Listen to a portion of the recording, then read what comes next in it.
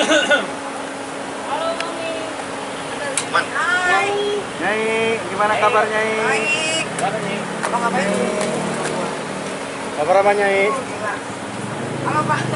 Jadi tunggu saja. Jauh loh sampai sini-sini loh.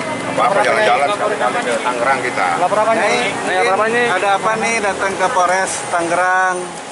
Mau buat laporan. Laporan ini alamat palsu ya. Iya, kayak lagu aja. Nanti yang sini biar Laporan apa dulu Nyai? saja tukra. Apa tuh? Jadi siapa yang kita laporkan nanti kita lihat dengan penyidik ya, yang jelas dugaan pemalsuan surat. Jadi ada seseorang yang mengajukan permohonan di Pengadilan Negeri Tangerang mengaku beralamat di suatu wilayah hukum Polres Metro Jakarta, Metro Tangerang. Jadi kita laporkan, kita juga mendapatkan surat keterangan dari kelurahan bahwa tidak ada orang yang beralamat tersebut. Seperti itulah. Kita tunggu nanti laporannya, pasalnya seperti apa dan siapa yang harus kita laporkan. Soal jual beli apa gitu? Bukan, nggak ada kaitannya dengan jual beli.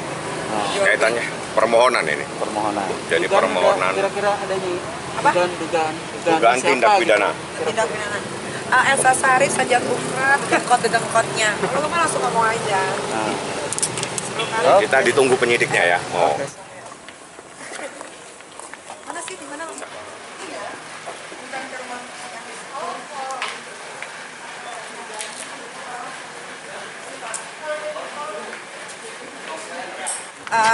Abang duluan. Jadi hari ini kita melaporkan dugaan tindak pidana pemalsuan surat ya. Jadi berawal ada seseorang yang berinisial SU mengajukan permohonan di Pengadilan Negeri Tangerang dengan alamat yang ada di Banjarwijaya. Banjarwijaya di Blok apa Mas? Itu ada di permohonannya, nanti biar bisa secara jelas ya. Di dasar itu saya komunikasikan dengan ini kok ada penetapan tahun 2018 ya. Jadi ada beberapa hal, alamat dan agama. Kita komunikasikan dengan Niki. Saya selanjutnya datang ke kelurahan menanyakan ke RT dan RW apakah ada seseorang yang bernama Sajat Tukra tinggal di sana. Ya, jadi kita tanyakan secara tegas. Ternyata ada surat dari kelurahan yang pada intinya tidak ada seseorang yang bernama SU tersebut ya. Jadi ini ada suratnya secara tegas. Nah, berdasarkan hal tersebut hari ini kami datang ke Polres Metro Tangerang Kota. Konsultasi awalnya apakah ada unsur pidana dari perbuatan tersebut. Setelah kita konsultasikan, pada akhirnya kita membuat keputusan, membuat laporan dugaan tindak pidana pemalsuan pasal 266. Ayat berapa tahun itu Mas? Berapa tahunnya? Iya, 7 tahun. 7 tahun. Nah, siapa yang melakukan? Karena kita ingin dilakukan sebuah proses hukum secara transparan, kita minta supaya dalam lidik. Tapi yang terpenting bahwa pemohon di dalam permohonan penetapan tersebut adalah bernama Sajat Tukra. Itu ada penetapannya. Bisa dilihatkan Pak. Ini alamatnya si Sajat, agamanya Kristen. Mana dia? Nih, agama Kristen, jenis kelamin laki-laki, umur 44 tahun, agama Kristen, pekerjaan karyawan swasta, beralamat di Banjarwijaya. Pemohonnya Sajat Tukra.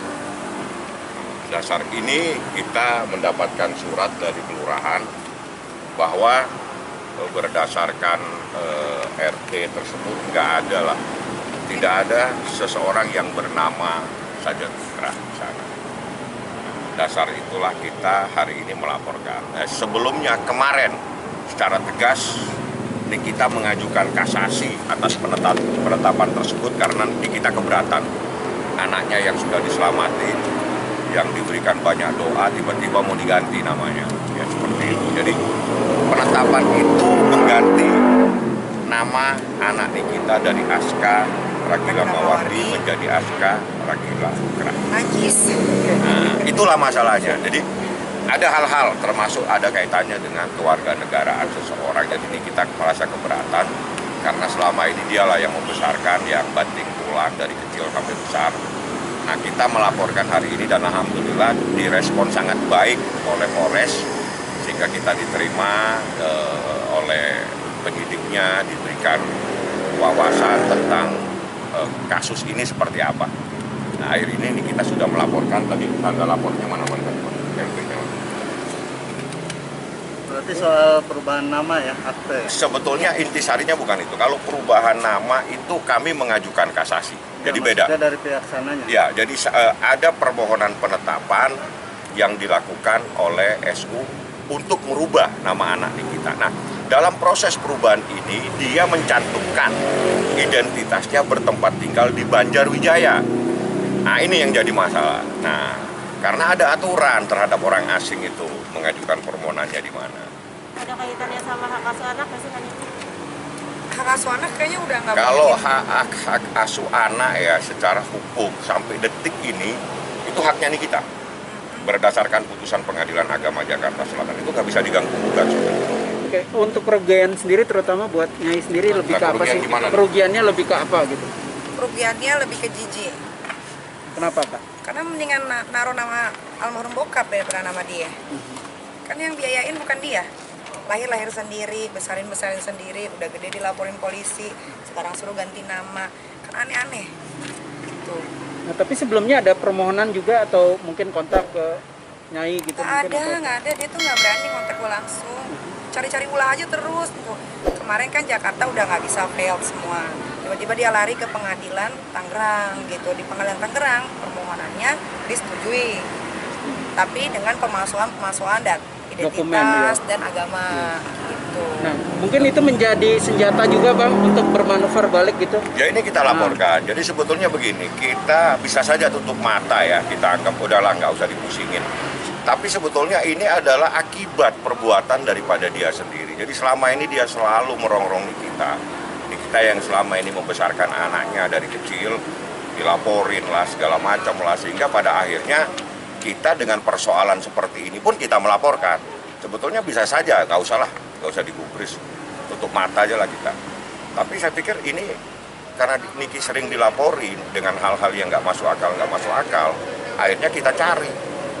Nah ini kita dapatkan bahwa ada seseorang yang mengaku bertempat tinggal dan ini dalam proses hukum dia mengajukan.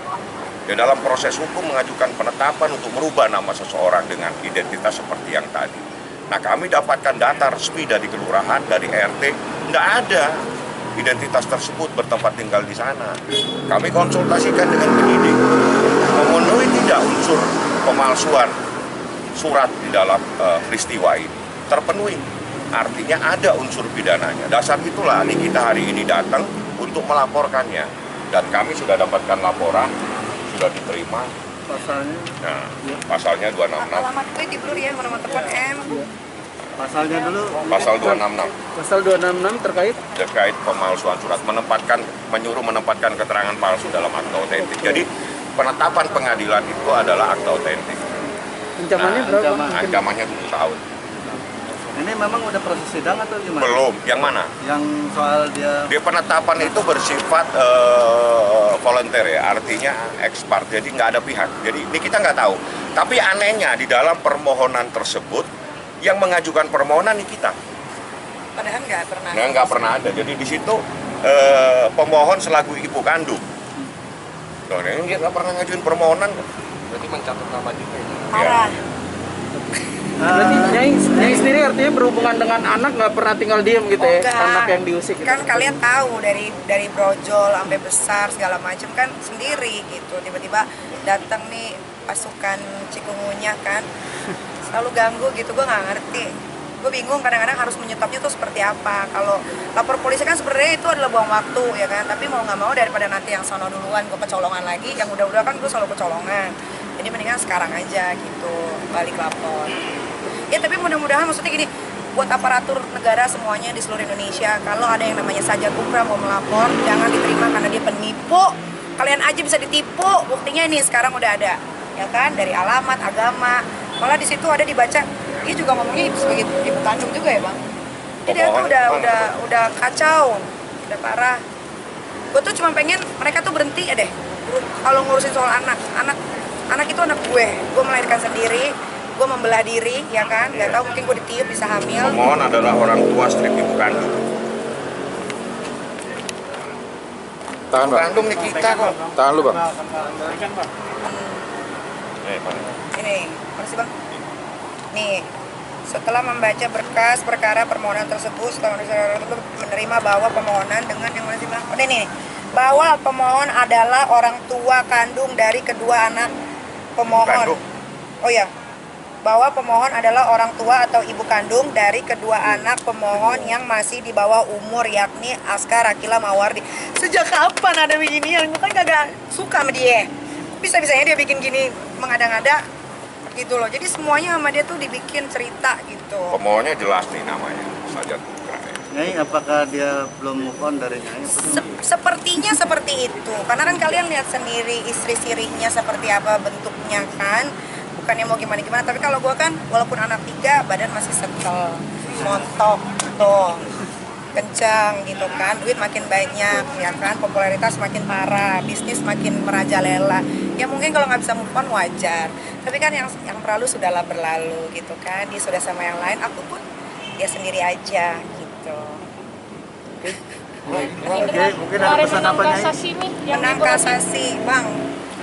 Kalau kasasinya memang putusan Mahkamah Agung ya, jadi ini kasus lain lagi ya. Jadi di dalam putusan kasasi tanggal 13 Agustus itu ditolak. Artinya permohon kasasi saudara Diko Latif yang selama ini selalu menyangkal adanya sebuah pernikahan dianggap sudah bercerai itu ditolak oleh Mahkamah Agung, sehingga isbat nikah yang menyatakan pernikahannya Nikita tahun 2018 itu sah sekaligus diceraikan. Artinya disahkan pernikahannya dan diceraikan. Sama aku ya, apa yang nyerahin? Oh iya. Harus digarisbawahi, nanti dibilangnya aku Jadi dicerain lagi. ini kita yang mengajukan gugatan cerai. Jadi itu putusannya jelas. Nah, berdasarkan putusan itu ada implikasi hukum terkait dengan persoalan isbat nikah ini, putusan tersebut. Karena apa? Dengan perkawinan yang dinyatakan sah menurut hukum, anak yang lahir dari perkawinan yang sah adalah anak yang sah, dengan akibat hukum yang melekat pada anak tersebut. Seperti itu. Masih panjang, urusan ini panjang kali lebar nantinya, karena saya akan kejar-kejar persoalan-persoalan lain. Tunggu tanggal mainnya. Dan ini menguntungkan bagi pihak mami sendiri ya. Menguntungkan nggak menguntungkan, sebenarnya gini, kenapa ada isbat itu akhirnya sekarang disahkan? Karena Niki melahirkan anak itu bukan anak dari luar nikah, itu anak sah dalam pernikahan, cuman siri gitu kan. Tapi kan sekarang sudah di ini ya bang, Sudah disahkan. udah disahkan gitu. Jadi sebenarnya ujung-ujungnya buat anak. Nah, ini gue kasih tahu lagi buat kalian perempuan-perempuan yang dinikahkan secara siri dan laki-lakinya kurang ajar, bisa kok disahkan, tenang aja, kalian bisa ambil itu. Apa namanya?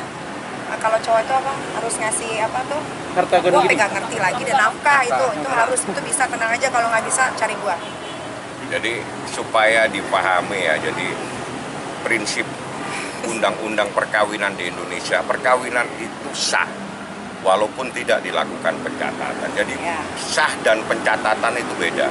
Jadi kalau perkawinan itu dilaksanakan berdasarkan agama dan kepercayaan itu sah.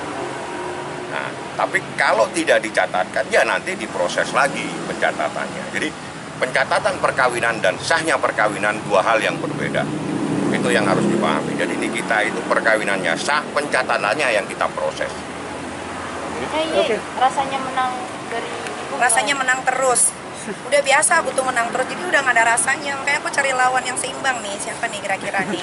Kalian pasti menunggu aku ribut sama yang lain kan?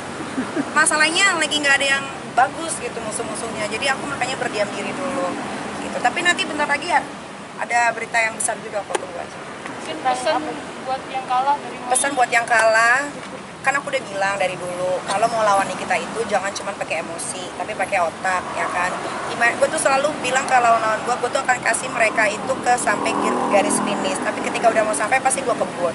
Itu selalu yang gue lakukan, dan kalian tahu sendiri kan, bukan gue menyombongkan diri, tapi ya gue masih di sini gitu. Kalian mau pakai A, mau pakai C, gue mah sendiri aja udah cukup. Gue tuh diri gue dan Tuhan. Selesai. Nyai, kan kemarin menang juga menuai Jangan dong, jangan pakai emosi.